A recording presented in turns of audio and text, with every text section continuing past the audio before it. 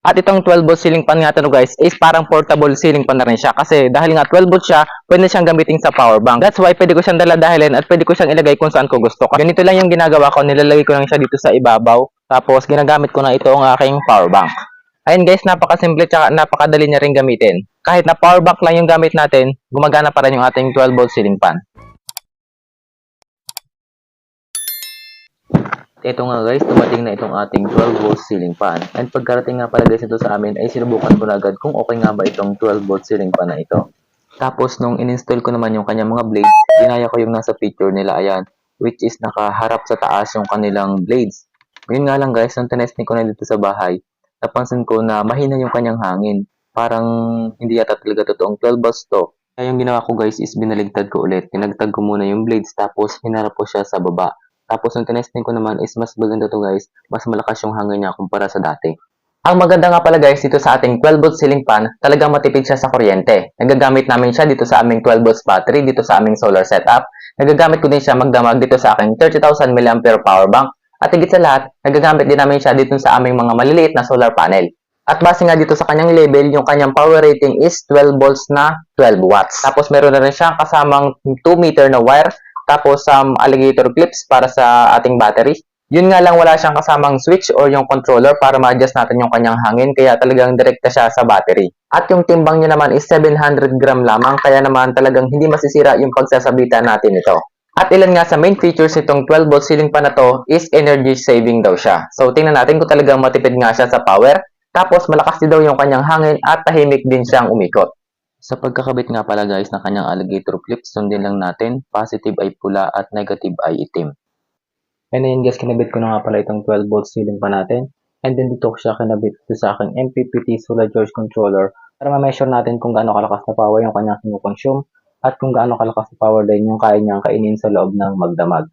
By the way, ang oras nga pala ngayon is 9:50. Ayan. Ayan guys, as we can see, yung power na kinukuha nilang is 0.7 o 0.6.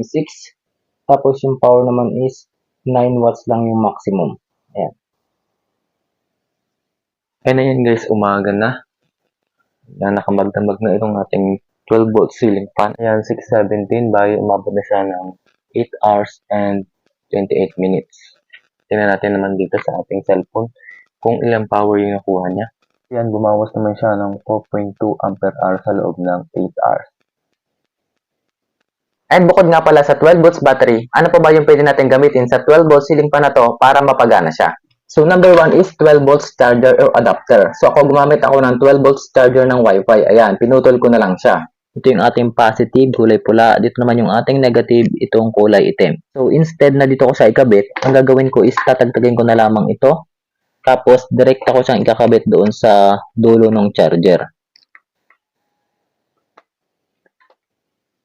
Ayan. Tapos ito namang negative natin na isa. Malo naman siyang tagdagan kasi malambot naman yung kanyang clip. Tapos dito ko siya ikakabit. Pagkabit natin, pinatin siyang ihinang o kaya naman is gumamit tayo ng electric tape. Pero as of now, for temporary, ganito lang yung gagawin ko. Mas better nga pala guys, gumamit tayo ng electrical tape para mas matindi siya sa init. Kasi kapag paper tape is mabilis siyang masunog. Pero as of now, dahil ubusan ako ng electrical tape, ito na lang yung muna yung gagamitin ko for the meantime. Then another one para hindi sila magdikit. Importante kasi guys na hindi silang dalawa magdikit yung ating positive at negative. Dahil pag nagdikit yan is mag-short circuit at possible na masunog. Ayan guys, itry natin dito sa ating saksakan. Ayan guys, umiikot na siya. This setup nga pala guys is perfect kapag nagba-burn out. Kasi kapag may kuryente na, pwede mo siyang isaksak dito sa kuryente gamit yung ating 12 volts na charger. Kapag burn out naman, pwede natin gamitin yung ating 12 volts battery para mapagana itong 12 volts ceiling fan na to.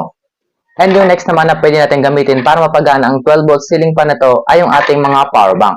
Pero as of now, ang gagamitin nating power bank ay yung may feature na QC 3.0 or yung ating mga PD power bank. Kasi yung ganitong power bank, kaya nilang maglabas ng 12 volts na kailangan ng ating 12 volts na ceiling fan. Bumili lamang tayo nitong USB decoy katulad dito para matrigger yung feature na QC 3.0 or yung PD ng ating power bank para mapilitan silang maglabas ng 12 volts na kailangan nitong ating 12 volt ceiling fan. Ito na nga yung ating USB decoy. Ayan, umilaw na, meaning gumagana na. And try natin i-check yung kanyang output voltage. Ayan, meron siyang 12 volts. Para mas maganda yung kanyang connection at hindi siya maaalis, ay ihina ko na rin siya. Ito yung ating positive. Dito naman yung ating negative. And ayan, tapos ko na rin siyang ihinang. And as we can see, okay na rin. Matibay na rin siya at hindi na rin siya basta-basta matatanggal. Ito na yung ating 12 volt ceiling fan, yung ating USB decoy, tapos itong ating power bank. So ayan guys, gumagana na rin siya.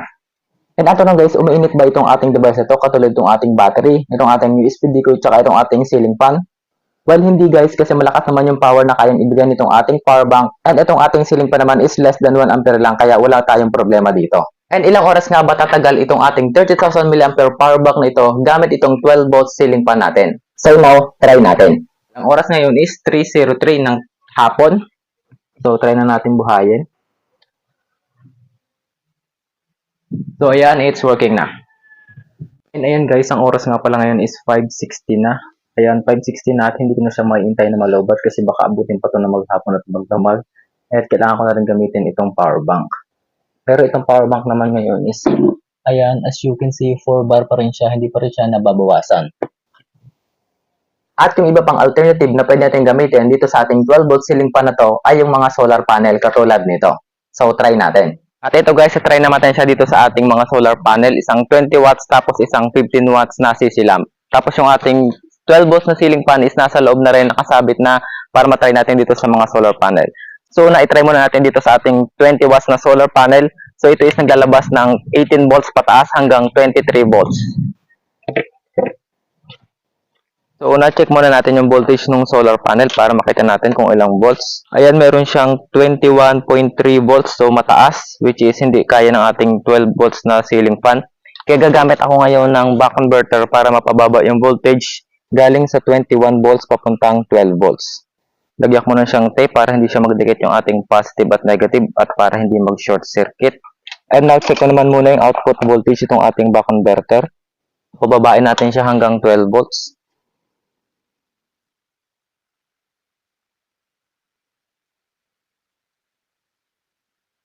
Yan, 12.9 volts. Okay na yan.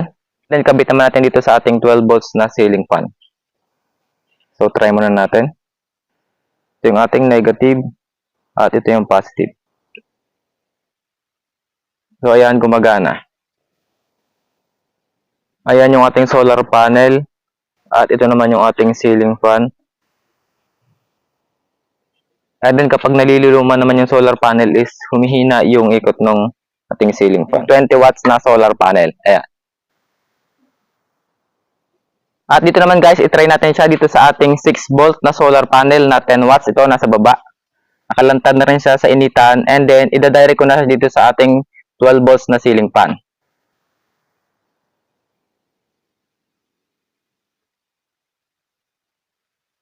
Ayan guys, as you can see, umiikot naman siya. Yun nga lang, mahina.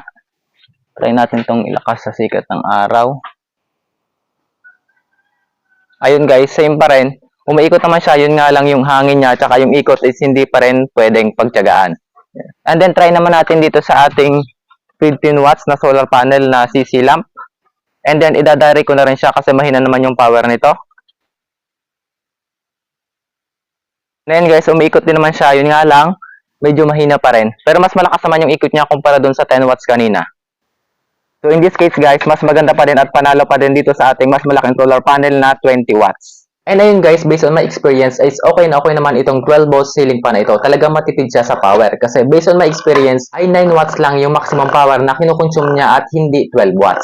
At bukod pa doon ay talagang wide range yung kanyang compatibility. Kasi pwede siya sa 12 volts battery, pwede siya sa power bank, pwede siya sa 12 volts charger, at pwede rin siya sa solar panels. At kung ako naman guys yung tatanungin, mas gusto kong gamitin sa setup na to is yung power bank. Kasi kapag power bank, pwede ko siyang dalhin kahit saan kasi hindi siya mabigat. Tapos, smooth naman yung kanyang ikot tapos tahimik na rin siya. At ngayon guys, punta naman tayo sa tear down para makita natin kung ano yung nasa loob niya katulad yung kanyang copper coil o yung kanyang tanso. Ito na tayo, bubuksan na natin siya. Tingnan natin kung ano yung nasa loob niya.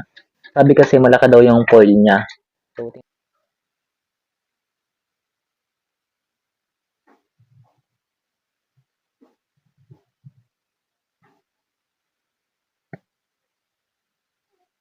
So, Ito naman yung kanyang coil o yung kanyang tanso. Ayan. And as I can see naman ay talaga namang makapal nga siya guys, matigas. Kumpara dun sa mga 220 volts na ceiling fan na maliliit yung tanso. Well, ito naman talaga kailangan sa mga DC na appliances. Kailangan talaga is malalaki yung kanilang wire kasi mataas na current yung dumadaloy sa kanila. And now, hindi ko alam kung paano to ibabalik. And ayun lang guys, kung mayroon pa kayong recommendation about dito sa ating 12 volt ceiling fan na to, comment nyo lang yan sa ating comment section below. And kung gusto nyo naman bumili nito, lalagay ko yung link nito sa ating description tsaka sa ating comment section below.